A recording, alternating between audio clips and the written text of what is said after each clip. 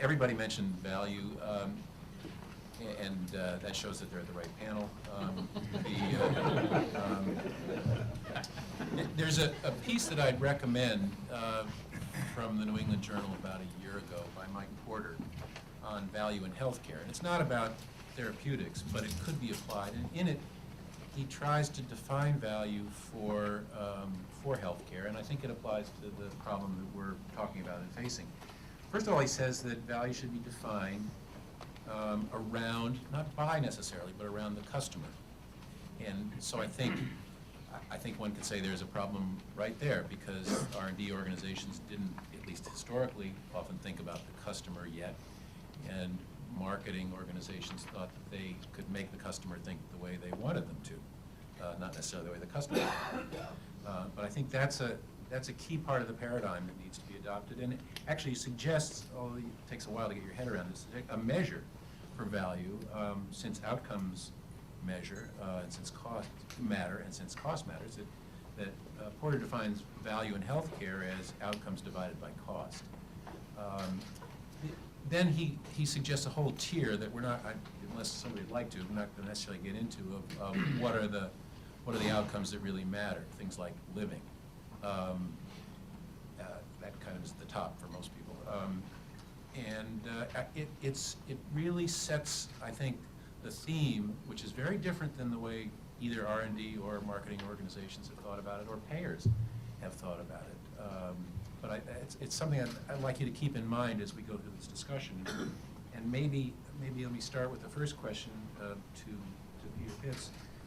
I noticed on your website, Peter, you have part of what the organization has is a patient-centric and progressive medicine project. But part of that is looking into, at least as it says, looking into research about the measures of value. And I wonder if you can share any of the conclusions from that work that will help us think about the measures of value, either consistent with or inconsistent with Porter's view of outcomes divided by cost. Sure. First of all, I'd like to thank Galien for the fabulous venue. And thank you for the pen. It's sort of fresh to be able to get pens again.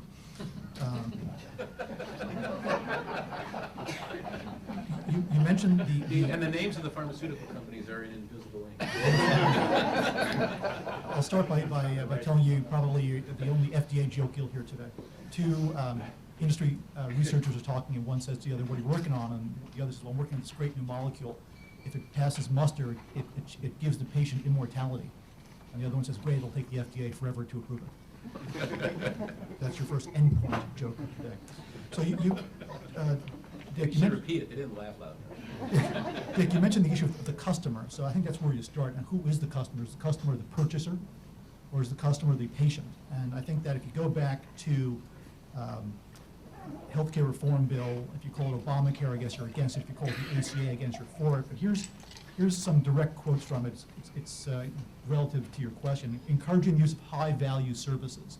I think part of the battle here is who defines what a high-value service is, and if you define the rhetoric, you oftentimes can control the debate. So the actual verbiage from the law says public health insurance option, we remember that, may modify cost sharing and payment values to encourage the use of services that promote health and value. Okay, so what does that mean, and how do you measure it, Dick, to your question? A couple of things, and you realize that all these things, while each is a seminar unto themselves, they're all linked. You mentioned outcomes. Outcomes is crucial. I think in the past, outcomes was considered junk science. There are now sufficient databases, within payers, within PBMs, within the public sector, to really look at outcomes to make smart, go-forward decisions in things other than safety. And that's, I think, one of the reasons why PCORI, the Patient-Centered Outcomes Research Institute, was created, to really begin some serious thinking from a federal level as to how outcomes can really help drive what high value means. And if you're talking about outcomes, you really need then to talk about companion diagnostics. And again, as little as 3 to 5 years ago, companion diagnostics was, a theory. The Roche AmpliChip had been out for a while. It had been underutilized. It was ahead of its time. Then you had Herceptin, and you begin to think, wow, if you can figure out who to give the right medicine to and what dose at what point, you can not only improve outcomes, but you can reduce cost. And that, of course, gets you into a conversation of how do you measure that? Are you looking at the old-fashioned quality, or are you looking at something that Frank Lichtenberg out of Columbia calls VSLY, the value of a statistical life year? You know, what is life worth at what time? And again, without dragging yourself into, or at least, you know, dragging yourself under in a conversation about end-of-life care and the cost thereof. And then you have anecdotal situations such as the current debate over Avastin and its breast cancer indication. You know, I think it's a pretty fair bet that that indication is going to be taken away. It's going to be taken off the label. But simultaneous to the FDA hearing, CMS said they would continue to pay for it. So, you know, how do you begin to measure outcomes for which there is not yet a diagnostic? And then, of course, you know, unless you can do that, how do you create the value for investments in additional clinical trials for drugs once they come to market, sustainable innovation? What does high value mean, and how do you teach physicians about it? Another customer. Do you leave that in the hands of pharmaceutical representatives, or do you focus on what is now being called, quote unquote, academic detailing, better known as counter detailing? And are they in fact not interested? Well, I don't see how a detailer paid by the government, our nation's largest payer, the world's largest payer, cannot be interested. I'll leave the word conflict for a later conversation. So Dick, to your question, I wish I could come and tell you that I had the answer. It seems that all of my friends who are not in this business have the answer, and it's generally a simple one. So let me leave with a quote from H.L. Mencken, who said that for every complex problem, there's usually a simple solution, and it's usually wrong. Great, that's one of my favorite quotes. Guy used to send it to Barry regularly for a while. Or maybe he sent it to me. Anyway, actually I have questions for everybody, but I want to pick up on something because many of you may have noticed it. I certainly did on the Avastin issue. So the FDA proceeded exactly how they said they were going to proceed. The company proceeded. They did the study. The study didn't work. FDA said they were going to do what they're going to do, or began to say what they're doing. And then CMS said, doesn't matter, we're going to pay for it anyway.